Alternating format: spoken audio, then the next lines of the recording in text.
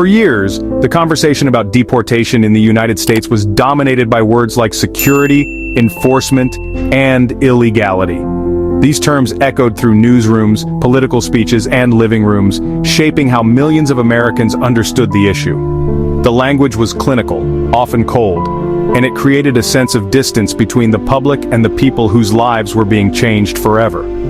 Policies and numbers shaped a distant, impersonal narrative, one that felt logical but detached from real lives. Reports and statistics became the main characters, while the human stories remained hidden in the background, rarely acknowledged or seen. Then, in July 2025, a single photograph shattered that distance. It cut through the noise and the numbers, demanding attention in a way that no report or policy ever could.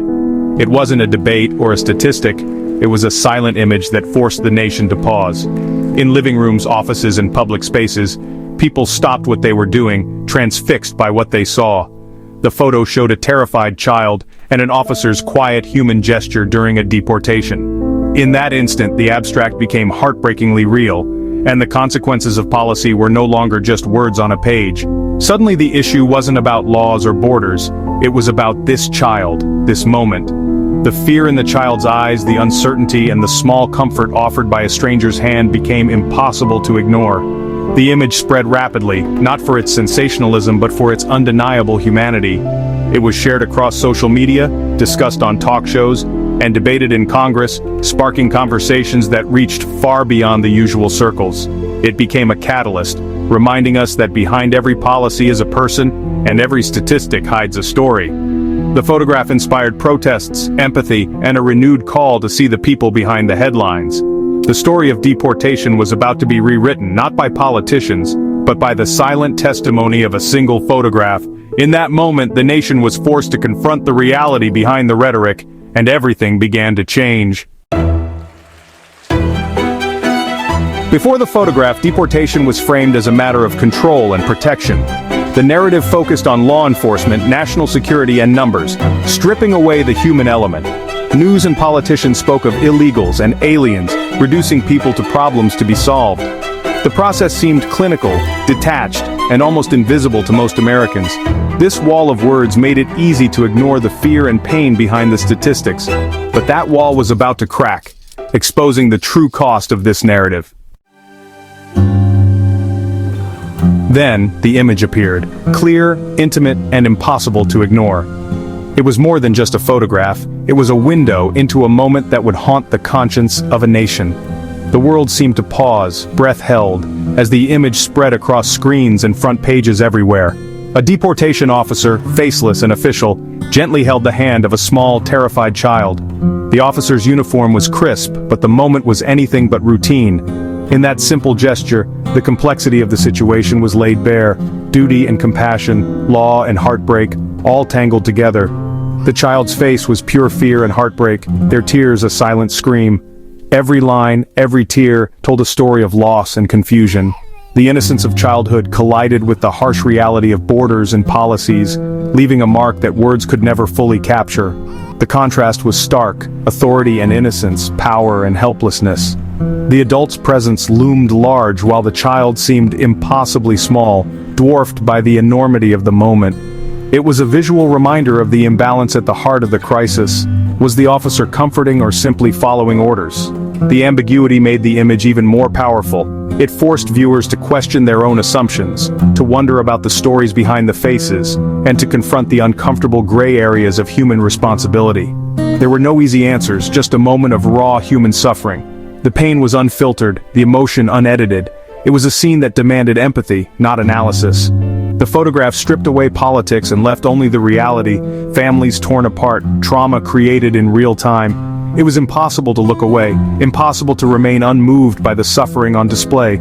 It was a picture worth 1,000 tears, demanding the nation's attention. The image became a rallying cry, a symbol of the urgent need for compassion and change.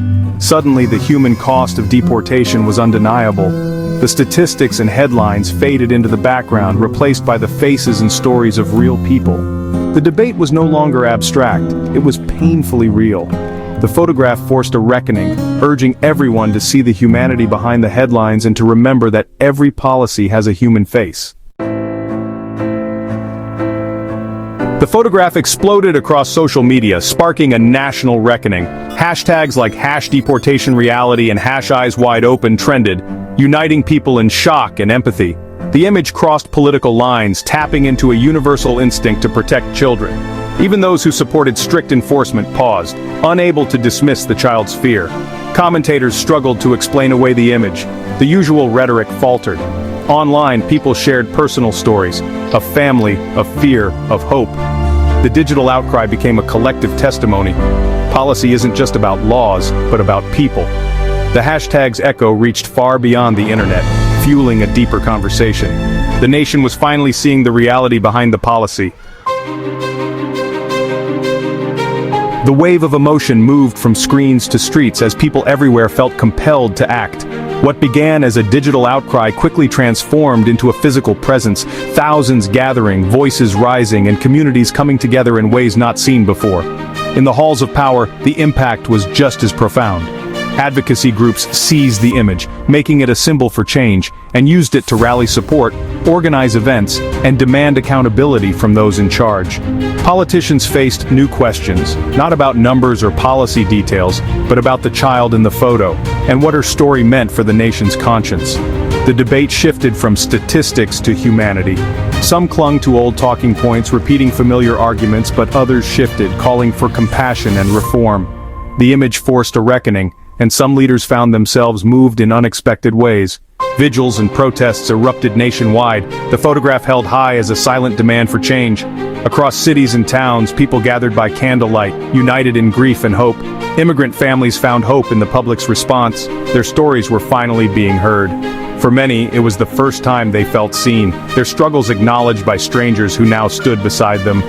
Law offices saw a surge in support as allies asked how to help. Volunteers poured in, eager to offer legal aid, guidance, and solidarity to families in need.